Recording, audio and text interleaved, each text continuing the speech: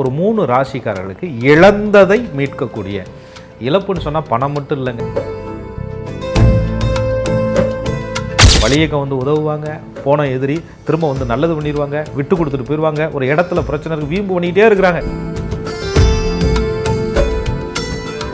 சனி பகவானால பதவியில் பிரச்சனை, கௌரவ இழப்பு, குடும்பத்துக்குள்ள ஏமாற்றம், விரக்தி.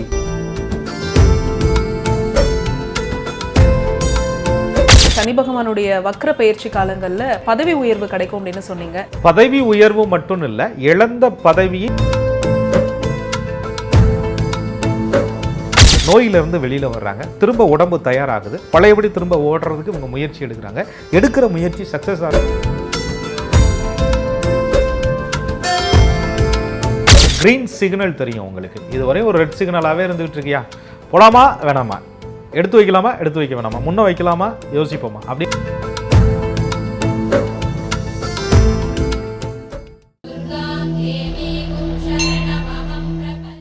137 நாட்கள், ஜூலை 26 முதல் டிசம்பர் 10 வரை சனி வக்ர பெயர்ச்சி காலம் நடைபெறுகிறது.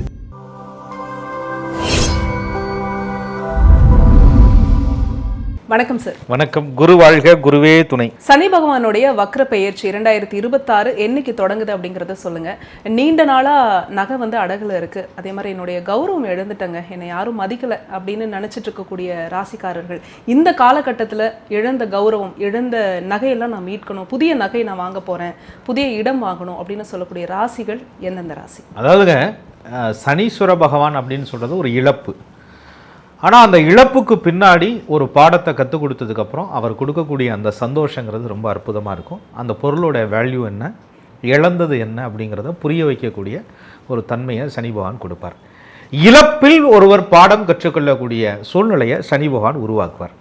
அப்படிப்பட்ட சனீஸ்வர பகவான் ஒரு 3 ராசிக்காரர்களுக்கு இழந்ததை மீட்கக்கூடிய, இழப்புன்னு சொன்னால் பணம் மட்டும் இல்லைங்க, நகை மட்டும் இல்லைங்க, கௌரவம் தான்.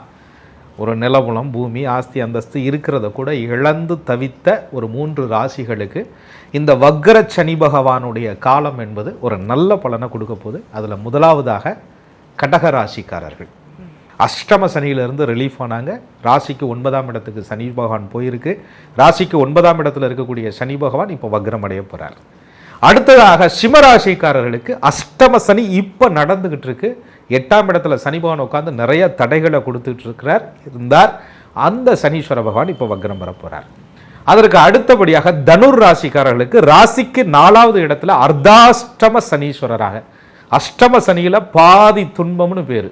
அப்ப அந்த சனீஸ்வர பகவான் இப்ப வக்ரம் அடைய போகிறார். இந்த 3 ராசிக்காரர்களுக்கு யோகாதிபதினு சொல்லக்கூடிய குரு பகவானுடைய பார்வை வக்ர சனீஸ்வர பகவானுக்கு கிடைக்க இருக்கு. அதனால கடகம், சிம்மம், தனுசு இழந்ததை மீட்கக்கூடிய யோகம், கௌரவம், புகழ், பணம் திரும்ப வரக்கூடிய ஒரு யோகம். கடகராசிக்காரர்களுக்கு இந்த சனி பகவானுடைய வக்ரகால பெயர்ச்சி எப்படி சார் இருக்கும்? முதல்ல சனி பகவானுடைய வக்ர பெயர்ச்சி இந்த 2026 வருடத்துல ஜூலை மாசத்துல 26ஆம் தேதியிலிருந்து டிசம்பர் மாசம் 10ஆம் தேதி வரை சனி பகவான் சுமார் 4.5 மாத காலம் மீனத்திற்குள்ளாகவே வக்ரகதியில் இருக்கு. ராசிக்கு 9ஆம் இடத்துல வக்ர நிலையில் இருந்து பலன் தர போறார்.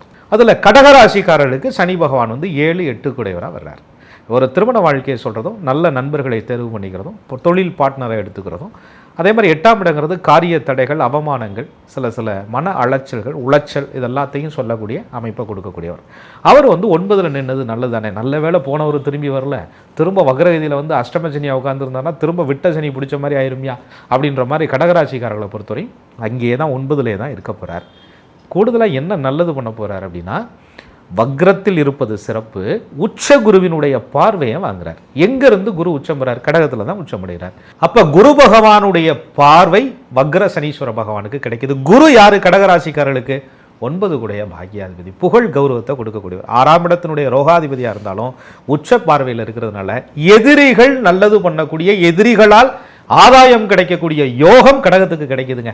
வழியக்க வந்து உதவுவாங்க, போன எதிரி திரும்ப வந்து நல்லது பண்ணிடுவாங்க, விட்டு கொடுத்துட்டு போயிடுவாங்க, ஒரு இடத்துல பிரச்சனை இருக்கு வீம்பு பண்ணிகிட்டே இருக்கிறாங்க, ஒரு கொஞ்சம் வெள்ளை அடிக்கிற செவரு பல பிரச்சனை, ஒரு வண்டி நிற்கிற இடம் பல பிரச்சனை, சும்மா அவங்களாம் இப்போ என்னென்னு பார்த்தா திடீர்னு நட்பாக உங்கள் உதவி தேவைங்க அப்படின்ற மாதிரி வருவாங்க.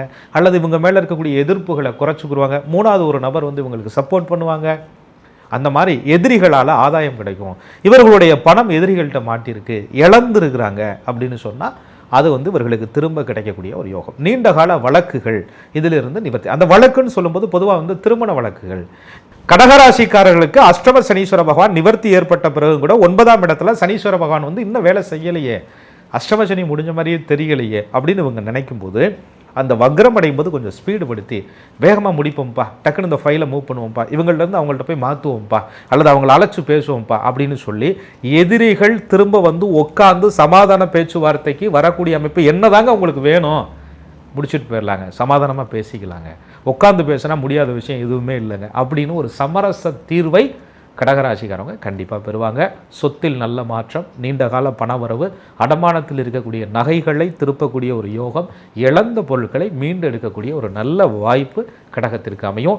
இழந்தது பொருள் மட்டும் இல்லை, கௌரவத்தையும் மீட்டெடுக்கக்கூடிய ஒரு காலம் கடகராசிக்காரர்களுக்கு அமையும். கடகராசிக்காரர்களுக்கு எதிரிகளை பற்றி சொன்னீங்க. சனி பகவானுடைய வக்ர பயிற்சி காலங்களில் இவங்களுக்கு பணவரவு, தொழிலாம் எப்படி சார்? அதாவது எதிரிகள் தொல்லை இல்லைனாலே கடகராசிக்காரர்களுக்கு தொழில் நல்லபடியாக நடக்க ஆரம்பிச்சிடும். தொழில் நல்லபடியாக நடக்க ஆரம்பித்தாலே பணவரவு தானாக வர ஆரம்பிச்சிடும். முதல்ல அந்த எதிரிகள் கொடுக்கக்கூடிய தொந்தரவு தான் கடகத்திற்கு தொழில் தடைகளை ஏற்படுத்துது. அந்த இடத்த உச்சகுரு பார்க்கறதுனால தொழில் எதிரிகள் இவர்களுக்கு இருக்க மாட்டாங்க, குறைஞ்சிருவாங்க. அதே போல் நீண்ட அந்த பணம் ரொம்ப நாளாக பெண்டிங்காக இருக்கக்கூடிய பண வரவு இவர்களுக்கு வந்து அந்த சுமூகமாக அந்த காரியங்கள் எல்லாம் டக்கு டக்குன்னு முடிக்கிறபடியாக ஒரு நல்லா இருக்கும். தேக ஆரோக்கியம் ரொம்ப சிறப்பாக இருக்கும். மேக்சிமம் கடகராசியை பொறுத்தவரையும் சனி பகவான் திருமண பஞ்சாயத்தை கொடுத்துட மாட்டார், 7 கூடையவராக வரார், அவமானத்தை கொடுத்துட மாட்டார். மீண்டும் இன்னொரு அஷ்டம சனியை சந்திச்சிருவோமோங்கிற பயம் கடகராசிக்காரர்களுக்கு தேவையில்லை. பெரிய நன்மைகளை சனி பகவான் தரவில்லை என்றாலும் பெரிய தீமைகளை தரமாட்டாருங்கிறது தான் கடகராசிக்காரர்களுக்கு இந்த சனி பயிற்சி சொல்லக்கூடிய விஷயம். சிம்மராசிக்காரர்களுக்கு சனி பகவானுடைய வக்ர பயிற்சி 2026 எப்படி சார் இருக்க போகுது? சிம்மராசியை பொறுத்தவரையும் அவர்களுக்கு அஷ்டம சனி நடந்துட்டு இருக்கக்கூடிய ஒரு காலம். 8ஆம் இடத்துல சனி பகவான் இருக்கிறார். 6-7 கூட ஒரு 8ல் மறைஞ்சா நல்லது தானே அப்படின்னாலும் கூட அஷ்டம சனியினுடைய தாக்கம்ங்கிறது மறைவு கிரைவெல்லாம் வச்சு பேச முடியாது. ஏன்னா வீடு கொடுத்தவன் உச்சமாயிடுறார், அங்கேயே மறைவு இல்லை அப்படின்னு அர்த்தம். அப்போ சனி பகவானால் பதவியில் பிரச்சனை, கௌரவ இழப்பு, குடும்பத்துக்குள்ள ஏமாற்றம், விரக்தி, தனிமை உணர்ச்சி. சிம்மராசிக்காரர்களுக்கு எல்லாவற்றுக்கும் மேலாக மான மரியாதை அவமானத்தில் ரொம்ப ஒரு சங்கடமான சூழ்நிலை, கொடுத்த வாக்கை காப்பாற்ற முடியலையே அப்படிங்கிற மாதிரியான மன பயம், தூக்கம் இல்லை, பயமாகவே இருக்குது, பதவி எல்லா விஷயத்துலையுமே பிரச்சனையாக இருக்குது அப்படின்னு சொல்லக்கூடிய ஒரு காலம். சின்ன பிள்ளைங்க முன்னாடி தோக்குற மாதிரியான சூழ்நிலை, இதெல்லாம் சிம்மம் சந்திக்கக்கூடிய ஒரு விஷயங்கள். அப்படிப்பட்ட சிம்மராசிக்காரர்களுக்கு ரொம்ப பவர்ஃபுல்லான சனீஸ்வர பகவான் வக்ரமாயிடுறார். அது கொஞ்சம் நன்மை. கொஞ்சம் அப்படிங்கிறத இன்னும் கொஞ்சம் அதிகப்படுத்துறது யார் அப்படின்னு கேட்டிங்கன்னா உச்சம் குருவினுடைய பார்வை. சிம்மத்திற்கு 5 கூடைய பூர்வ ஜென்ம புண்ணிய ஸ்தானாதிபதினு சொல்லக்கூடிய குரு பகவான் ராசிக்கு 12ஆம் இடத்திலே உச்சமாக அமர்ந்து சனீஸ்வரனை தனது 9வது பார்வையாக பார்க்கிறார். பலம் வாய்ந்த பார்வை, தன்னுடைய சொந்த வீட்டை பார்க்கிறார். தன் வீட்டை தானே பார்க்கும் கிரகம் அதீத பலம். பார்ப்பது மட்டும் இல்லாமல் சனி பகவான் என்ற ஸ்தானாதிபதி அவருக்கு கோணத்திலே உச்சம் பெறுவது சிறப்பு. அதனால பயம் இல்லை, வருத்தம் இல்லை, நோய் இல்லை, எதிரிகள் குறைவார்கள். இந்த 4.5 மாத காலுக்குள்ள எதிரிகளுக்கு சிம்ம சொப்பனமாக சிம்மராசிக்காரங்க இருப்பாங்க. இழந்த கௌரவத்தை மீண்டும் எடுப்பாங்க, அசால்ட்டாக ஜெயிப்பாங்க. அதே நேரத்தில் இந்த காலகட்டங்களில் இவங்க வந்து பின்வாங்காமல் இவங்களுக்கு இயற்கையிலே இருக்கக்கூடிய அந்த குணத்தோட எப்பயுமே ஓடிக்கிட்டு இருந்தாங்கன்னா வெற்றி என்பது 100% இவர்களுக்கு கிடைக்கும். ஆகோ ஓகோ அப்படி இப்படிங்கிறத விட ஓரளவாது இவர்களை தற்காத்து கொள்ளக்கூடிய ஒரு சூழ்நிலையை, ஒரு கௌரவம் வந்து காப்பாற்றப்படக்கூடிய ஒரு சூழ்நிலையை சிம்மராசிக்காரவங்க கண்டிப்பாக சந்திப்பாங்க. சிம்மராசிக்காரர்களுக்கு சனி பகவானுடைய வக்ர பயிற்சி காலங்களில் பதவி உயர்வு கிடைக்கும் அப்படின்னு சொன்னீங்க. இந்த காலகட்டத்தில் இவங்களுக்கு நோய் குறையுமா, கடன் எல்லாம் தீருமா சார்? பதவி உயர்வு மட்டும் இல்லை, இழந்த பதவியை திரும்ப பெறக்கூடிய ஒரு விஷயம் அது இவர்களுக்கு நடக்குது. நோய் விஷயத்தில் ரொம்ப உடல் வலி தான் அதிகம். மனவழியை சுமந்தாலும் கூட கால் வலி, மூட்டு வலி, அதோட தான் அப்படியே மருந்து மாத்திரையை போட்டுட்டு நடமாடிட்டு இருக்காங்க. சனி பகவான் அப்படின்னு சொன்னாலே ஏதோ ஒரு உடம்புல அங்கஹீனங்களை, குறைபாடுகளை ஏற்படுத்தக்கூடியவர் அப்படின்னு சொல்லுவாங்க. அந்த மாதிரி இவர்களுக்கு ஒரு விபத்து சிக்கல்கள்லாம் இருக்கும்போது இப்போ குரு பார்வை கிடைச்சிருது. வெறும் 8ஆம் இடத்துல சனி பகவான் உட்காந்து குரு பார்த்ததே ஒரு நல்லது தான். வக்ரசனீஸ்வரனை உச்ச குரு பார்க்கும்போது கொஞ்சம் விபத்துகள்லேருந்து ரிலீஸ் ஆகுறாங்க, நோயிலிருந்து வெளியில் வர்றாங்க, திரும்ப உடம்பு தயாராகுது, பழையபடி திரும்ப ஓடுறதுக்கு இவங்க முயற்சி எடுக்கிறாங்க. எடுக்கிற முயற்சி சக்ஸஸ் ஆகிறதுக்கான சூழ்நிலைகள் அவர்களுக்கு உருவாகுது. வாய்ப்புகள் உருவானோடனே தக்க வச்சுக்கிறாங்க, தக்க வச்சதுக்கப்புறம் ஜெயிக்கிறாங்க. ஸோ சிம்மராசியை பொறுத்தவரை வாய்ப்புகள் உருவாகும், அது வரமாக அவர்கள் மாற்றிக்கொள்வாங்க.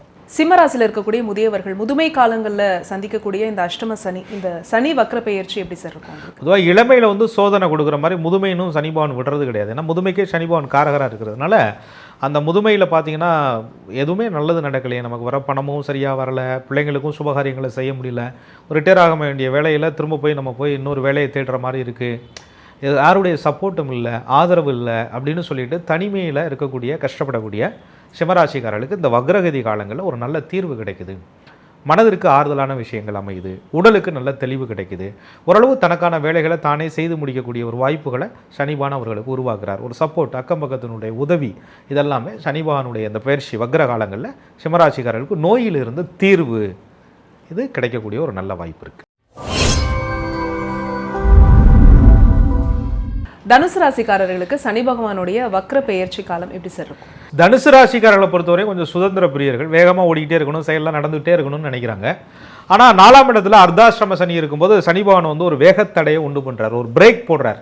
எல்லா இடத்துலையுமே அமைதி இல்லை, வேலையில் பிரச்சனை இருக்குது, எல்லாமே ஸ்லோவாக நடக்குது, நிறைய பொருள்கள் ரிப்பேர் ஆகிட்டே இருக்குது, வாகன செலவுகள் அதிகம் வந்துக்கிட்டே இருக்குது, உடம்புல வியாதி அதிகம் வந்துக்கிட்டே இருக்குது, தாயாருக்கு மருத்துவ செலவு அதிகம் வந்துக்கிட்டே இருக்குது, வீடு விஷயங்களில் அதிகம் விரயமாகிட்டே இருக்குது, ஒரு வீட்டில் நிரந்தரமாக குடியிருக்க முடியல, கட்டின வீட்டை ஃபினிஷ் பண்ண முடியல, வீடு மாறலாம்னு நினச்சாலும் முடியல, வீட்டை சுற்றி எதிரிகளுடைய தொந்தரவுகள் இருக்குது.